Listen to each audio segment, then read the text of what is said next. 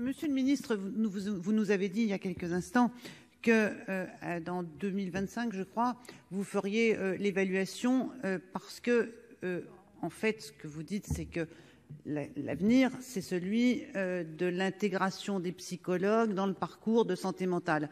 Bien sûr, il y a un tel déficit aujourd'hui en termes de psychiatres hospitaliers, on a un peu plus en libéral, mais en hospitalier, il y a un tel déficit, avec un tel manque d'appétence aussi pour la psychiatrie hospitalière, qui interroge sur le fonctionnement et les moyens qui sont donnés aux services de psychiatrie, qu'on voit bien la tendance qui, effectivement, consistera à s'appuyer sur les psychologues cliniciens en santé mentale, mais sans pour autant leur donner le statut qui va avec. Alors, allez jusqu'au bout.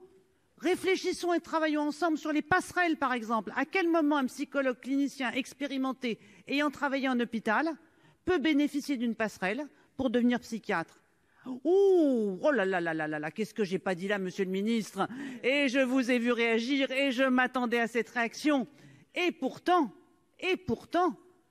vous y viendrez d'une façon ou d'une autre, mais sans le faire vraiment.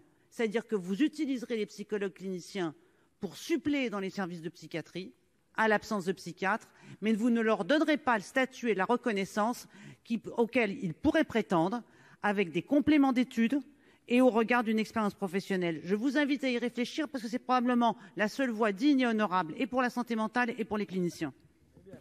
Monsieur le ministre.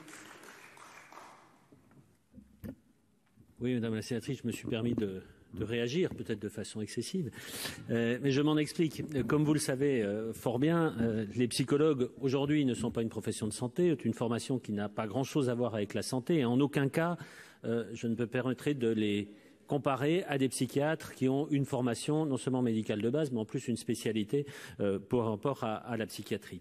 Toutefois, bien entendu, les psychologues cliniciens ont leur place à avoir dans les parcours de santé mentale, une place qu'il convient de bien précisé. Je vous rappelle aussi que par la mise en place des infirmières de pratique avancée, en particulier des infirmières de pratique avancée en psychiatrie, qui ont un niveau d'études de master, 5 ans d'études, nous avons là aussi une nouvelle profession qui commence à arriver et qui prend sa place dans ces parcours de santé mentale. Donc nous travaillons avec le ministère de l'Enseignement supérieur et de la Recherche pour voir sous quelle forme adapter la formation des psychologues cliniciens pour qu'ils puissent venir vers une profession de santé et ainsi trouver toute leur place dans le cadre du parcours de santé mentale, place qui, je suis vraiment désolé de le dire ici, ne sera pas à la place des psychiatres, mais sera à côté des psychiatres.